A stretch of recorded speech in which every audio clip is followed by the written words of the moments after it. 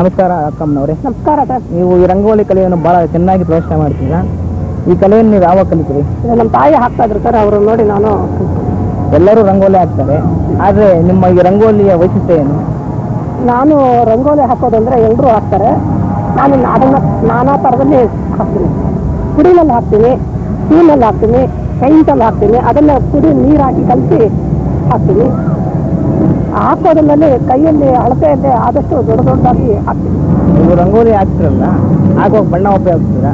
ಆ ಬಣ್ಣನ ನೀವು ಮೊದಲನೇ ತೀರ್ಮಾನ ಮಾಡಿರ್ತೀರ ಹಾಕ್ಬೇಕು ಅಂತ, ಆಮೇಲೆ ತೀರ್ಮಾನ ಮಾಡ್ತೀರಾ? ಇಲ್ಲ ಸರ್, ಬಣ್ಣಗಳನ್ನು ಇಟ್ಕೊಂಡು ರಂಗೋಲಿ ಹಾಕೊಂಡು ಬರ್ತಾ ಯಾವ ಕಡೆ ಯಾವ ಬಣ್ಣ ಹಾಕಿದ್ರೆ ಅಂಟೋದು ಸರಿ ಹೋಗುತ್ತೆ ಅಂತ ನೋಡ್ಕೊಂಡು ಹಾಕೋತೀನಿ ಸರ್. ಇಷ್ಟೊಂದು ಚೆನ್ನಾಗಿ ಪ್ರದರ್ಶನ ಮಾಡ್ತೀರಲ್ಲ, ಈ ಕಲೆ ನೀವೆಲ್ಲನೂ ಪ್ರದರ್ಶನ ಮಾಡಿದ್ದೀರಾ? ಮಾಡಿದ್ದೀನಿ ಸರ್. ಆದಷ್ಟು ತಿರುಪತಿ, ಧರ್ಮಸ್ಥಳ, ಉಡುಪಿ, ಕಾರ್ಕಳ, ಮೈಸೂರು, ಚಾಮುಂಡಿ ಬೆಟ್ಟ, ನಂಜನಗೂಡು, ಶ್ರೀರಂಗಪಟ್ಟಣ ಎಲ್ಲ ಕಡೆ ಮಾಡಿದ್ದೀನಿ. ಇಲ್ಲೂ ಬೆಂಗಳೂರಲ್ಲೂ ಹಲವಾರು ದೇವಸ್ಥಾನಗಳಲ್ಲಿ ಮಹಾಲಕ್ಷ್ಮಿ ದೇವಸ್ಥಾನ ಎಲ್ಲ ಕಡೆ ಮಾಡಿದ್ದೀನಿ ಸರ್. ಸಂತೋಷ ಅಕ್ಕಮ್ಮನವರೇ. ನಮಸ್ಕಾರ ಕಮಲಾ ಆಗ್ಬೋದು. ನಮಸ್ಕಾರ. ನೀವು ಈ ಭತ್ತದಿಂದ ಬಹಳಷ್ಟು ಚೆನ್ನಾಗಿ ವಸ್ತುಗಳನ್ನ ತಯಾರು ಮಾಡ್ತೀರಾ. ಈ ಕಲೆಯನ್ನು ನೀವು ಎಲ್ಲಿಂದ ಕಲಿತೀರಿ? ನಾನು ಈ ಕಲೆಯನ್ನ ಹಲವಾರು ಮದುವೆಗಳಿಗೆಲ್ಲ ಹೋಗ್ತಾ ಇದ್ದೆ. ಆ ಮದುವೆಗಳಲ್ಲಿ ಹುಡುಗಿ ಕಡೆಯ ಅಲಂಕಾರಿಕ ವಸ್ತುಗಳಾಗಿ ಕೊಡ್ತಾ ಇದ್ರು. ಇದನ್ನ ನೋಡಿ ನಾನು ನನ್ನ ಸ್ನೇಹಿತೆಯ ಮೂಲಕ ನಾನು ಇದನ್ನು ಕಲ್ತ್ಕೊಂಡು ನಾನು ಕೂಡ ಬಹಳಷ್ಟು ಜನರಿಗೆ ಮಾಡಿಕೊಡ್ತಾ ಇದ್ದೀನಿ.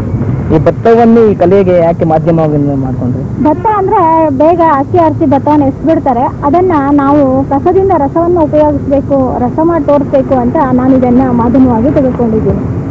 ಈ ಕಲೆಯನ್ನ ನೀವು ಈ ಕಲೆಗೆ ಬಳಸುವ ಯಾವ ವಸ್ತುವನ್ನು ಬಳಸ್ತೀರಾ? ಈ ಕಲೆಯನ್ನ ಜರಿಯ ದಾರ, ಈ ದಾರ ಉಪಯೋಗಿಸ್ತೀವಿ. ಇದಕ್ಕೆ ಕೆಂಪು ಬಣ್ಣದ ದಾರ ಉಪಯೋಗಿಸ್ಕೊಂಡು ಈ ರೀತಿ ಭತ್ತಗಳನ್ನ ಕಟ್ಟಿಕೊಂಡು ಈ ಬಳೆ ಇಟ್ಟು ಬಳೆಗೆ ಸುತ್ತುತ್ತೇವೆ. ಆಮೇಲೆ ಬಳೆಯ ಮಧ್ಯ ಮುತ್ತುಗಳನ್ನಿಟ್ಟು ಅಲಂಕಾರ ಮಾಡುತ್ತೇವೆ. ಇದರ ನಿಮ್ಮ ಕಲಾ ಸಾಧನೆಗಳು ಏನು ಮಾಡಿದ್ದೀರಾ?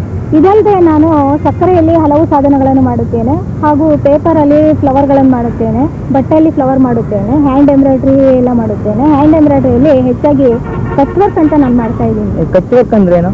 ಕಚ್ ವರ್ಕ್ ಅಂದ್ರೆ ಅದೊಂದು ಕಸೂತಿಯ ಹೆಸರು. ಇದನ್ನ ಮಾಡಿ ತೋರಿಸ್ತೀರಾ? ಹಾ, ಮಾಡಿ ತೋರಿಸ್ತೀನಿ. ತೋರಿಸ್ತೀನಿ. ಇದನ್ನ ಈ ತರ ಬರ್ಕೊಂಡು ಈ ತರ ಮೊದಲನೇ ಹಂತವಾಗಿ ಈ ತರ ಶುರು ಮಾಡ್ಕೋತೀವಿ. ಹೀಗೆ ಔಟ್ಲೈನ್ ಅನ್ನ ಈ ರೀತಿ ಔಟ್ಲೈನ್ ಹಾಕೊಂಡು ಇದನ್ನ ತುಂಬಿದ ಮೇಲೆ ಈ ತರ ಸುಂದರವಾದ ಆಕೃತಿಯಾಗಿ ಕಾಣಿಸುತ್ತೆ. ಇದಲ್ಲದೆ ನಾನು ಫ್ಲವರ್ ಮಾಡೋದನ್ನ ಕಲ್ತಿದ್ದೇನೆ. ಮಾಡಿ ತೋರಿಸ್ತೀರಾ? ಮಾಡಿ ತೋರಿಸ್ತೀನಿ. ಈ ಪೇಪರ್ ಅಲ್ಲಿ ಈ ರೀತಿ ನಾವು ದಳಗಳನ್ನ ಕಟ್ ಮಾಡಿಕೊಂಡು ಇದಕ್ಕೆ ಪೇಸ್ಟ್ ಹಚ್ಚಿ ಹೀಗೆ ಕಡ್ಡಿಗೆ ಇದನ್ನ ಈ ರೀತಿ ಮಾಡೋದ್ರಿಂದ ಒಂದು ಸುಂದರವಾದ ಹೂ ಬರುತ್ತದೆ.